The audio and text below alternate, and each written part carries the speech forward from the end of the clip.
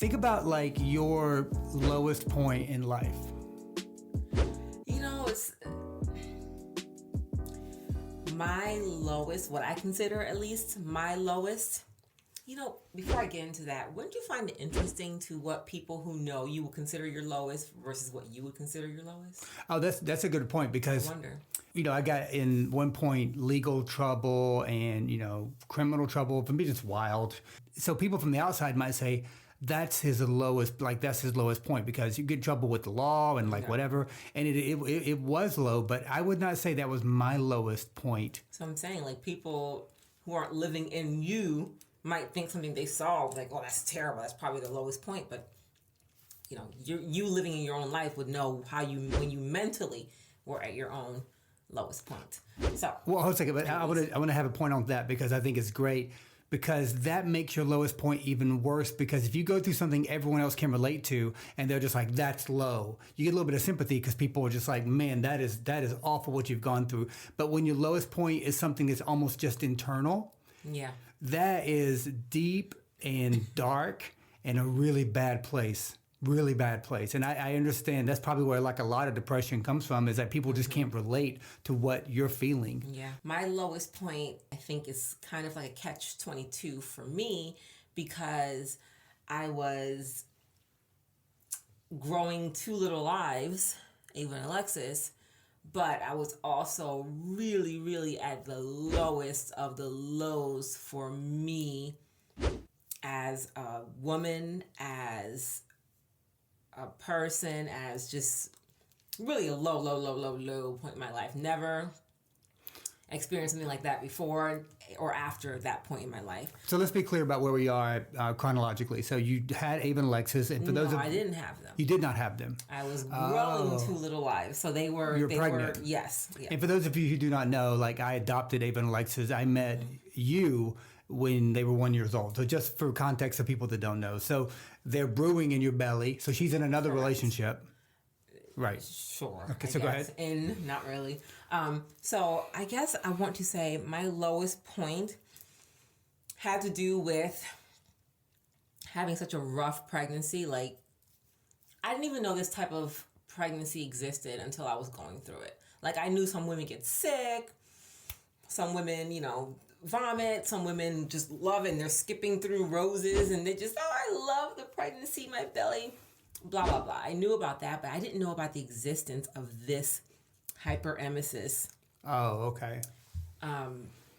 Hyperemesis, I can never say the last part correctly. Gravidium, I don't know. Hyperemesis, HG. Right. So this is a thing biologically that your body just is not. It doesn't handle pregnancy well, so you go through something. Yeah, I don't know if it's hereditary. I don't know what it is. There's really no rhyme or reason to it. Like doctors can't say, "Oh, this is why you have it." But when you have it, those of you who have gone through it, when you have it, it is like torture. You don't know what every day is going to do to you. You don't know if you want to wake up the next day, even though you're growing life. It's just... So going into this, you had no idea that pregnancy would be difficult. I had no idea that pregnancy could be this difficult. That's what I'm trying to say. Did your mom... My mom had easy pregnancies. Oh, she wow. had no issues, like barely any with me. I think none with my brother and barely any with my sister. I had literally no idea that this could exist.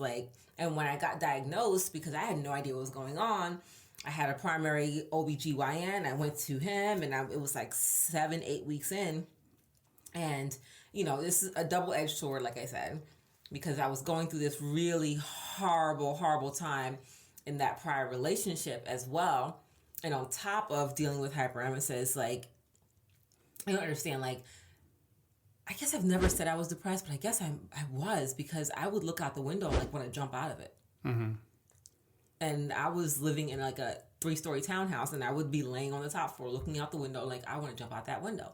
Obviously, I didn't because I'm sitting here, but it crossed my mind more times than I'm comfortable with. So, are you more saying that the hyperemesis or the relationship or the combination of two things? That's why I'm saying the lowest point. It was like everything that could possibly be beating down on me at that point was beating down on me. Right. Like just every waking moment was just horrible. From, again, the HG to whenever he would enter the room, it just always, every waking moment was just beating down on me. And I really considered, like I said, I would just like, what would happen if I just jumped? Like, what would happen?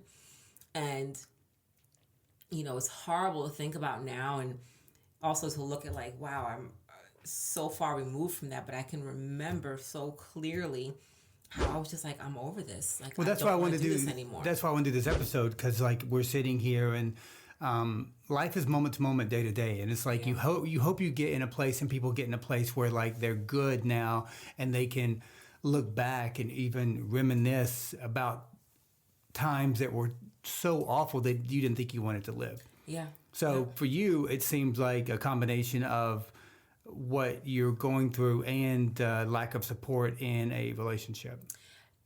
Lack of support was probably the smallest portion of that issue. Yeah, but you had hyperemesis, the same thing when we're together, when you had Jersey. So it was just Correct. as bad, right? No. Oh, it wasn't, because they were twins?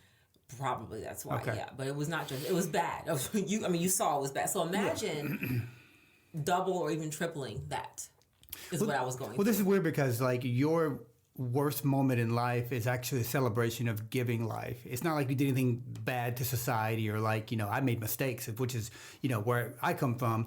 But you actually, you're pregnant and you're trying to give life to the world and bring in two human beings, and like that happens to be your worst moment in life. Is that right? That's why I said it's like a catch-22 because this beautiful girls that I can imagine not being here now was happening, but at the same time I was in my low, just literally life draining out of me from them, which the HD, but like I said, also from this relationship, like the life drain. I've never cried so much. I've never like tried to hide. I've never like been so afraid and unsure in my entire life. And I'm the type of person, like, I will get through anything. Like I've dealt with things even before. Like I will get through anything. I will figure it out. Like I consider myself a strong person.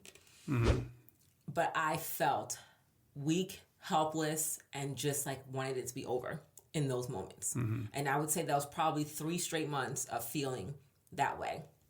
And oh my gosh, like it's almost kind of reliving those moments. And well, I think it's good to relive it in some way because you have so much gratitude now that you're not there. You know what I mean? Like, I think it's a healthy for us to look back in when we've been in the complete despair, and the fact that we're not there now, we can look at the lessons learned or look at how proud we are of ourselves for pulling ourselves out. I definitely called myself out of